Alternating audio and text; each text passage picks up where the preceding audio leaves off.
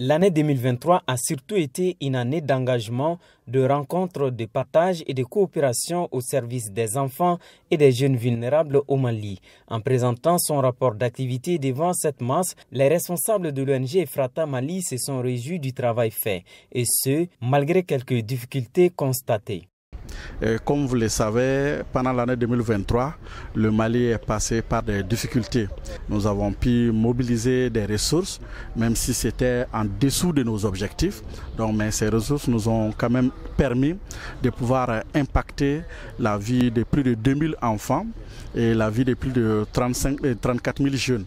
Différentes communautés, nous avons pu vraiment apporter notre contribution dans le cadre du développement et de la transformation communautaire. C'est également un tableau reluisant pour les membres du conseil d'administration de l'organisation au regard du contexte dans lequel ce bilan positif a été obtenu. Des félicitations, des messages de félicitations à l'endroit du directeur exécutif et puis de tout son staff et également de tous nos partenaires financiers et techniques qui nous ont appuyés durant cette année, malgré que l'année 2023 était une année de challenge parce qu'avec beaucoup de défis sécuritaires.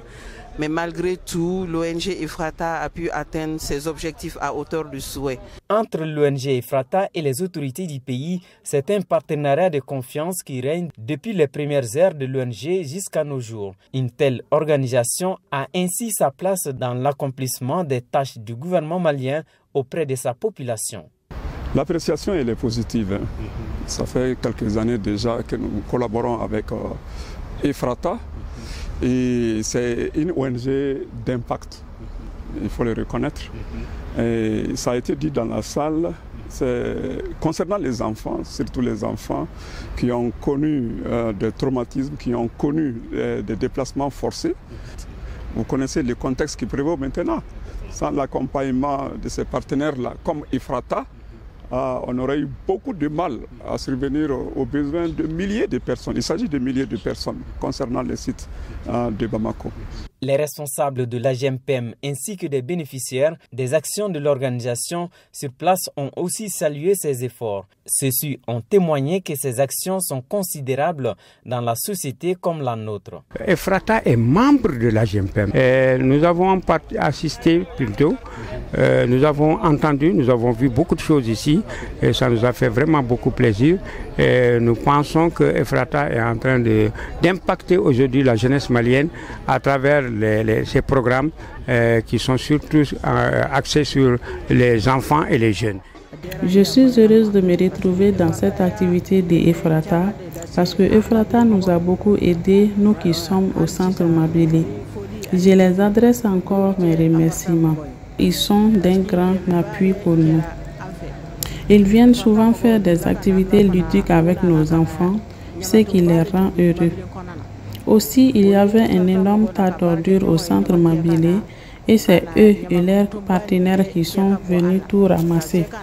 Ils ont aussi fait les vidanges des latrines et depuis, nous n'avons plus de problème de vidange. Récemment, ils sont venus faire des formations importantes avec nos jeunes filles. Je viens de Tabakora à Tétébougou. Le mot de remerciement que j'ai à l'endroit d'Ephrata, vraiment je les remercie sincèrement car dans la vie, ce que Ephrata a réalisé pour nous, je ne peux pas tout raconter. Depuis les jours qu'on s'est connus jusqu'à aujourd'hui, avec leur courage et dévouement, ils nous ont pris et nous ont emmenés dans des centres, dans des bons centres de formation. Ils nous ont donné des formations de haut niveau. Je suis soudeur en menuiserie métallique. Nous travaillons au nombre de 8 membres, mais c'est moi qui suis le chef de garage, grâce à Ephrata.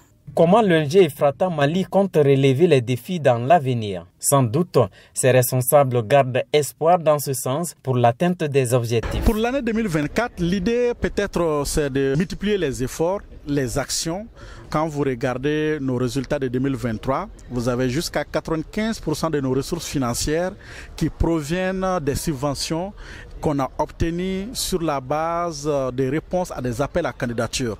Donc l'idée, c'est de continuer dans cette direction, de pouvoir continuer à développer nos capacités en termes de développement, de propositions de projets, mais aussi au-delà de ça, multiplier les actions pour mobiliser les fonds. Il faut souligner que cette rencontre a encore permis à bon nombre de personnes de comprendre mieux les missions de l'organisation, vivement d'autres années.